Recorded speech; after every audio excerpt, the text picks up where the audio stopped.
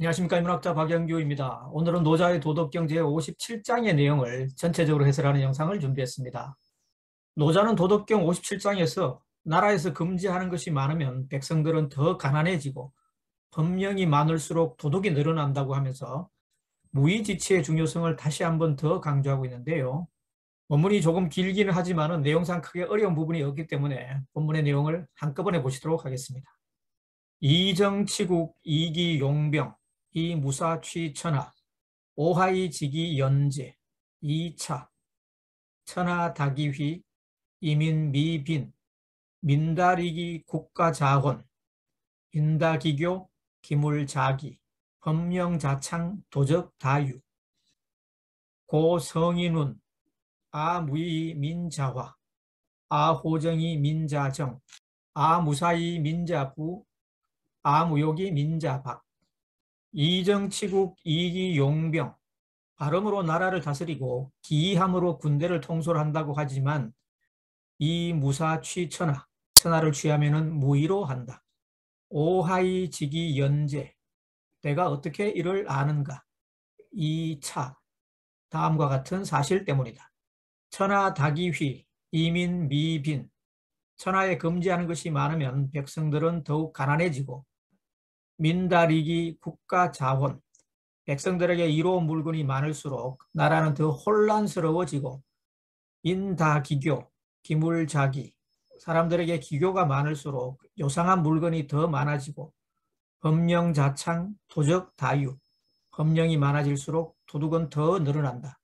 고성인운 그러므로 성인이 말하기를 아무의민자화 내가 무의하니 백성들이 저절로 화합하고 아호정이 민자정 내가 고요함을 좋아하니 백성들이 저절로 바르게 되고 아무사히 민자부 내가 일을 꾸미지 않으니 백성들이 저절로 부유하게 되고 아무욕이 민자박 내가 욕심을 부리지 않으니 백성들이 저절로 소박해진다. 노자 사상의 핵심인 무의지치의 또 다른 버전입니다. 여러 번 나오는데 굳이 또 되풀이하는 것은 그만큼 중요하기 때문이라고 할 수 있겠습니다.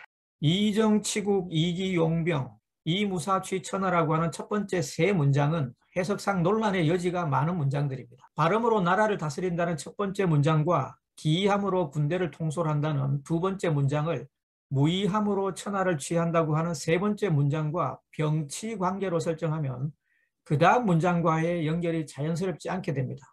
그래서 앞에 두 문장을 부정적인 의미로 보아서 뭐뭐뭐뭐 하지만으로 맺고 천하경영에서 무의지치를 강조하는 세 번째 문장에 방점을 찍는 형태로 해석했습니다.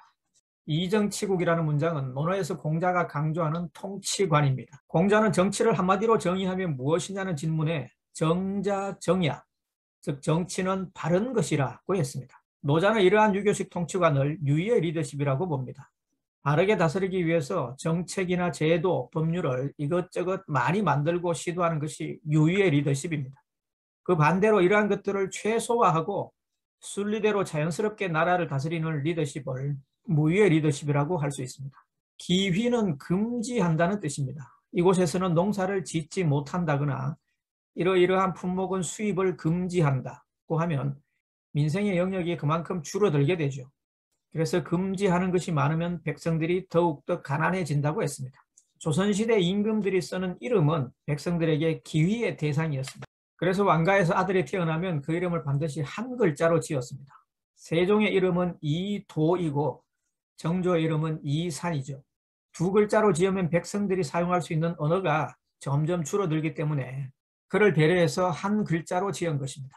도덕경에도 이러한 흔적들이 남아 있습니다. 초기 판본에 쓰이던 항자가 상자로 바뀐 것은 항자가 군주의 이름에 쓰임으로써 기휘 대상이 되었기 때문이죠.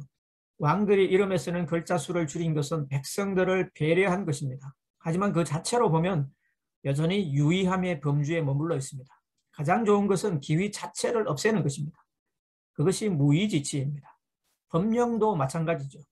법령을 제정하는 것은 백성들의 삶을 보호하기 위한 조치이지만 법령이 많을수록 위반 건수도 늘어나고 그럼으로써 도둑도 늘어나게 되죠. 현실적으로 법령 전체를 없앨 수는 없지만 그 수를 늘리기보다는 줄이는 것이 백성들에게는 더 나을 수도 있는 것입니다.